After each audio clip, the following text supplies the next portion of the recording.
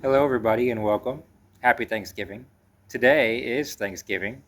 I don't know when you're watching this, but Thanksgiving always reminds me of what happened to me about 5 years ago around this time.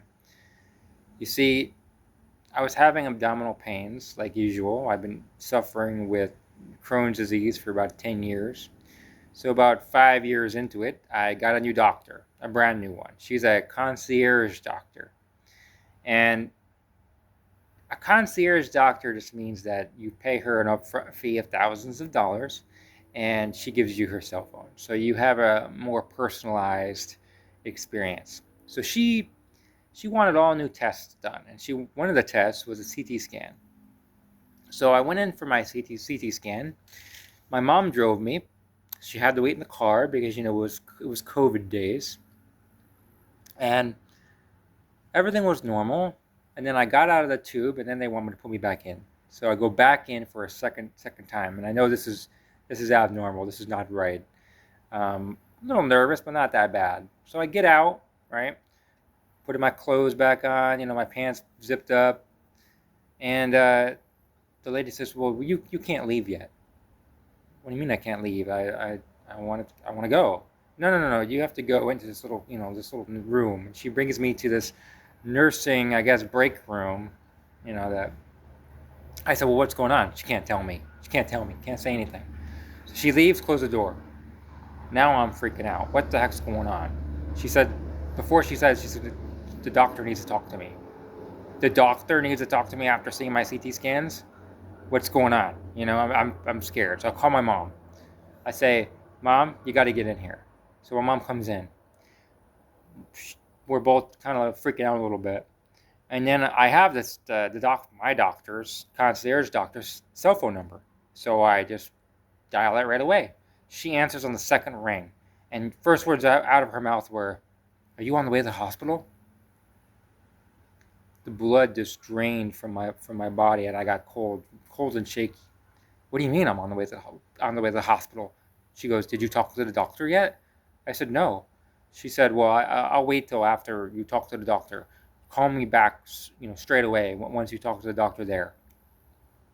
And then the nurse came back, and she said, "Follow me." And so I followed her down this little hallway. The room the hallway was dark and it was closing in, and I felt surreal, like I was outside of my body. I get into this room where the doctor is, and I got she had my images up on the screen, and they were just blobs. They didn't mean anything to me. They were flashing around. I glanced at them and I glanced away. She said, "I'm surprised you're still standing right now. You need to go to the hospital straight away. Straight away. Don't go home to pack a bag. Don't go anywhere else. Just go straight to the hospital." I was shocked. Shocked. Still standing. Of course I'm still standing. I'm been like I was for the last couple of years. What are you talking about? So the other one said, I hope you make it. Make it where? To the hospital? Of course I'm gonna make it to the hospital, or make it where? Like live? I was completely shocked. And I was looking forward to eating on the way home. Of course, that's not going to happen now. So I go outside, I call my doctor, and I say, "Okay, what hospital do you think I should go to?" She wants me to go to a certain hospital, an hour away, because that's the one she's most familiar with. I said, "Oh, okay, okay. I'll go to that hospital." But I'm so scared. I am really, really freaking out. I'm thinking, that's it. That's it. My life is over. They're going to gut me open. They're going to gut me completely. They're going to cut me open. I'm going to lose my intestines. I'm going to lose everything. So I get to the hospital. No, before I left, they gave me a little CD, like to hand to the emergency room when I walk in, or not the emergency room, but the hospital, I guess. The hand to the person that they need to admit me right now, and so they need to look at this. So when I brought them the CD, once I got to the hospital, they couldn't read it. So they're like, well, you know what? We're going to perform our own little CT scan and our own little tests, everything. So they did. And they had me drink this liquid and everything. And then they're like, well, it looks like you have a blockage, and it looked like a full blockage. And, but the liquid went through. So we're going to admit you. And we're gonna have you see some see some specialists in the next couple of days, and colonoscopy and all that jazz, right? So I spent 4 days in the hospital, and the first night they wheeled in this guy that had mental problems. So he was, and every time he moved, an alarm went off, and it was going off every single, I mean, the whole night long. And then I had to get my potassium was very low, so they had to give me 12 bags of potassium. They had to raise my blood sugar because my blood sugar was really low, and I didn't sleep for 4 days because how can you sleep in a hospital? Hospitals are not good for sleep. And I was really, really, really concerned. So the specialist comes in. Surgeon says he's not going to do anything right now.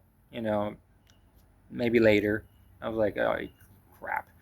And then the specialist comes in and says, I feared for the worst when I saw your CT scans, but now I see you and I see that you're not near death, and I'm not so concerned anymore. And I was like, what in the world? My insides must look really terrible in there, but things are still working. So when I came out of the hospital, 2020, like I said, it was November 2020. I still didn't find the path yet, the soft path. I still struggled. I struggled for 5 more years, or about 5 more years. I've been on this path for about 1 year, so I guess 4 more years. And I lived through a lot of pain, a lot of abdominal pain, a lot of bloating and gas, and having to go to work feeling like crap, So it took me, it was probably 2024 in April when I found the path that I am on now, and I'm 100% better than I was then. I never did get any kind of surgery. I never did get any part of my colon or small intestine out. I'm glad I didn't, because I didn't need to. So that's a little about my story. I go into it more deeper, later on. It's kind of like an introduction to it. I wrote a book called The Soft Path to Gut Health, and it's going to be in the description below if you're interested. It's very, very, very useful, if I do say so myself. But yeah, there was something that I found that changed my life, and that something was slowing down, a more peaceful living, qigong, tai chi, meditation, and reducing stress in my life. And those things, and I packaged that all together in my book, and those things changed my life, and I feel 100% better than I did then. And I'm so glad that things turned out the way they did, and that they couldn't read that CD or that DVD, that I didn't get my guts taken out, and that everything led me to this moment right now. Thank you so much for listening. You have a wonderful day, and I will see you in the next video. Thank you.